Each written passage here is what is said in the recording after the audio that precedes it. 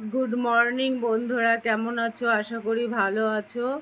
তো সকল বন্ধুদের আমার ছোট্ট পরিবারে সবাইকে অনেক অনেক ওয়েলকাম।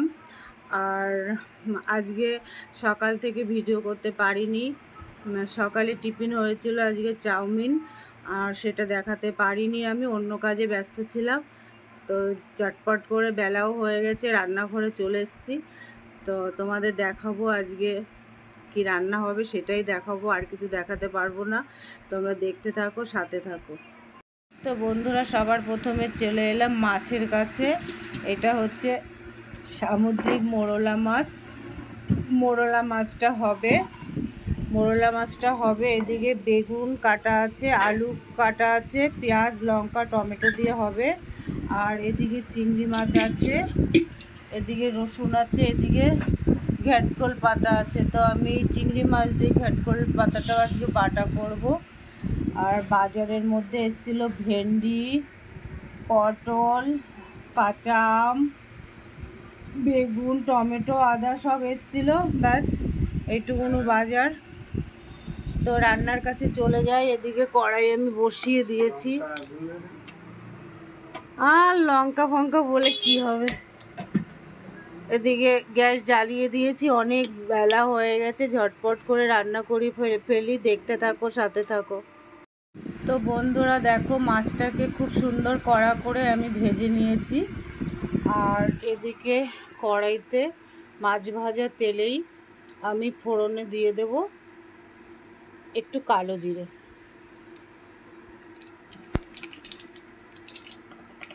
আর দিয়ে দেব চেরা কাঁচা লঙ্কা আর পেঁয়াজ। এটা একটু ভাজা হতে থাকুক।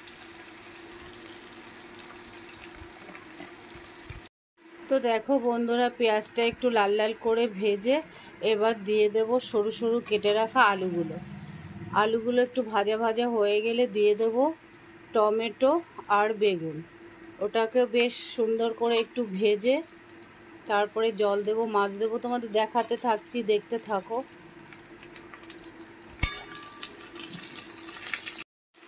এবার দিয়ে দেব কেটে রাখা বেগুন আর টমেটোটা, আর একটু ভেজে নেব।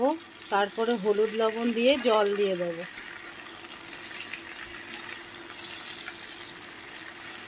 তো দেখো বন্ধুরা, ঝোলটা আমি বেশ কিছুক্ষণ ফুটিয়েছি।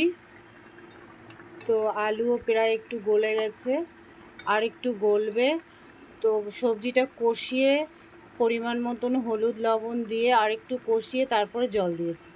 এবার আমি ভেজে রাখা মাছটা দিয়ে দেবো। মাছটা দিয়ে আর একটু ফুটাবো। তো একটু ঢাকা দিয়ে দিই। তো বন্ধুরা, মোরলা মাছ এদিকে আমার হয়ে গেছে। বেগুন আলু দিয়ে পেঁয়াজ দিয়ে কাঁচা লঙ্কা দিয়ে করেছি, আর টমেটো দিয়েছি। ধনে পাতা দিতে পারিনি, ধনে পাতা ভুল করে দেয়নি।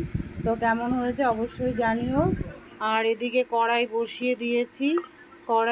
এবার কড়াইতে দিয়ে দেব একটু কালো জিরে, একটু বেশি করে দেব। আর দিয়ে দেব রসুন।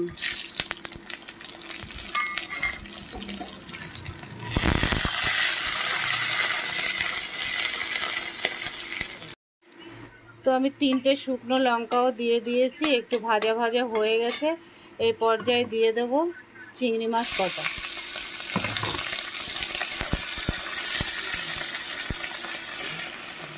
দিয়ে দেব পরিমাণ মতন লবণ, আর দিয়ে দেব পরিমাণ মতন হলুদ। একটু ভাজা ভাজা করে নেব, তারপরে আমি শাকটা দেব।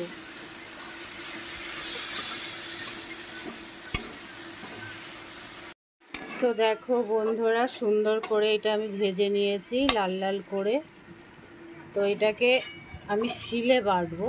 তো বাটাটা দেখাতে পারবো না, তো তোমরা বাটার পরে অবশ্যই তোমাদের দেখাবো। শাকটা একদমই কম ছিল বলে মাছটা একটু বেশি দিয়ে দিয়েছি। তো জানি অনেক সুন্দর লাগবে, মাছটা বেশি পড়েছে। এদিকে আমার ভাতও হয়ে গেছে। তো এটা বাটার পরে অবশ্যই দেখাচ্ছি। এই দেখো বন্ধুরা, ঘ্যাটকলটা আমার বাটা হয়ে গেছে, কিন্তু ঘ্যাটকলের জায়গায় মাছটা বেশি হয়ে গেছে, পাতাটা খুব কম ছিল, ওই জন্য মাছটা দিয়ে মেকআপ করে দিয়েছি। তো অবশ্যই জানিও কেমন হয়েছে। তো আজকে রান্না আমার হয়ে গেছে। এদিকে ঘ্যাটকল আর চিংড়ি মাছ দিয়ে বাটা আর চুনো মাছের ঝাল করেছি।